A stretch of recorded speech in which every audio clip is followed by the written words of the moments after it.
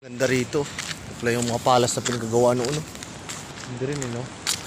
Okay lang maglakad. Grabe ang lamig dito. Malamang matutunaw lahat ng kinain ko. Kasi nagko-consume ng init ang katawan ko. Grabe ang lamig eh. Pag kailangan mo vitamins dito. Pag wala kang vitamins dito, sisipunin ka. Bagay. Mawala yung bakit yung batong pa yung nakakain ng sobrang vitamins ah. Bagay okay naman kasi tutunawin naman yun. Oh, tinan mo oh. Nagkakaroon ako ng panglaban sa lamig. Ganda ng lugar oh. Dahil sa vitamins masyadong kinain ko. Kung rice ka lang dito, kapatay ka. Ganda oh.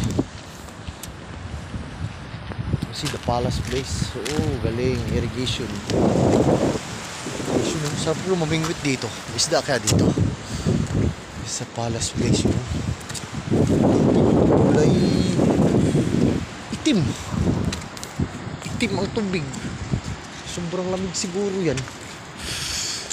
Yung mga Swedish person. Pinoy ako. Puri ng bugtong ang buhay ng Panginoon Kristo. Buwaking loob. May akima. Ang dugo ko. Hoy. Pinoy ako. Buwaking loob. May agima. Kaya partida pa yan, naka-safety shoes. Kalimutan ko bagay. Bagay naman sa forma ko safety shoes eh.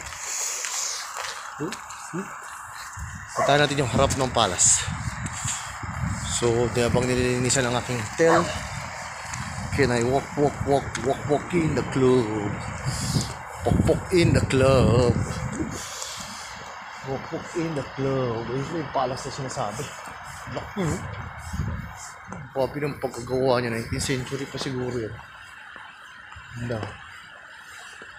Meron na. Taka dyan sa ilalim ng tubig na yan. Grabe yan. Lamig siguro nito.